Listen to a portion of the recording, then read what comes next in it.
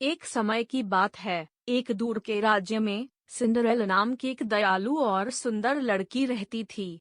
वह अपनी दुष्ट सौतेली माँ और दो सौतेली बहनों के साथ रहती थी, जो उसके साथ बहुत बुरा व्यवहार करती थीं। वे उससे घर के सारे काम करवाते थे और सिंड्रेला अक्सर अंगीठी की राख से ढकी रहती थी।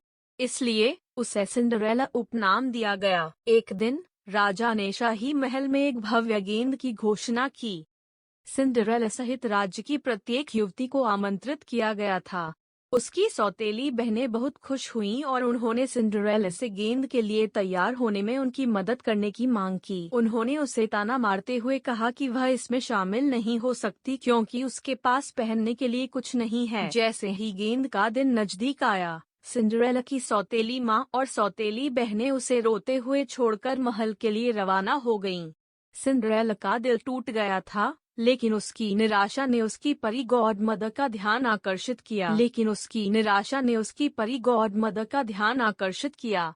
अपनी छड़ी घुमाकर उसने सिंड्रेला के कपड़ों को एक शानदार गाउन में बदल दिया। उसके सादे जूतों को चमचमाती कांच की चप्पलों में और एक कद्दू और चूहों को एक सुंदर गाड़ी और घोड़ों में बदल दिया। परी गॉडमदर ने सिंड्रेला को चेतावनी दी कि जादू आधी रात को खत्म हो जाएगा, इसलिए उसे तब तक गेंद छोड़ देनी होगी। खुशी से अभिभूत सिंड्रेला महल में पहुंची, जहां वह गेंद पर सबसे खूबसूरत महिला थी।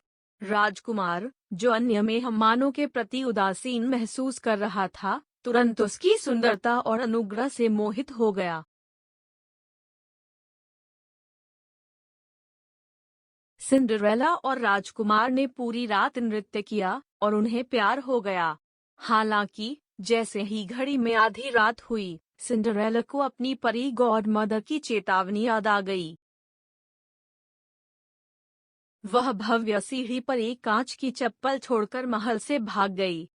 राजकुमार उस रहस्यमय महिला को खोजने के लिए दृढ़ था जिसने उसके दिल पर कब्जा कर लिया था। उन्होंने राज्य की तलाशी ली और प्रत्येक युवती से कांच की चप्पलें आजमाने को कहा। जब चप्पल अंततः सिंड्रेला को फिट हुई, तो उसकी सौतेली माँ और सौतेली बहनें उसके परिवर्तन से दंग रह गईं। राजकुमार ने उसे पहचान लिया कि वह वही है जिसके साथ उसने गेंद पर नृत्य किया था, और वे फिर से मिल गए। सिंड्रेला ने अपनी सौतेली माँ और सौतेली बहनों को माफ कर दिया और वे सभी हमेशा खुशी से रहने लगीं।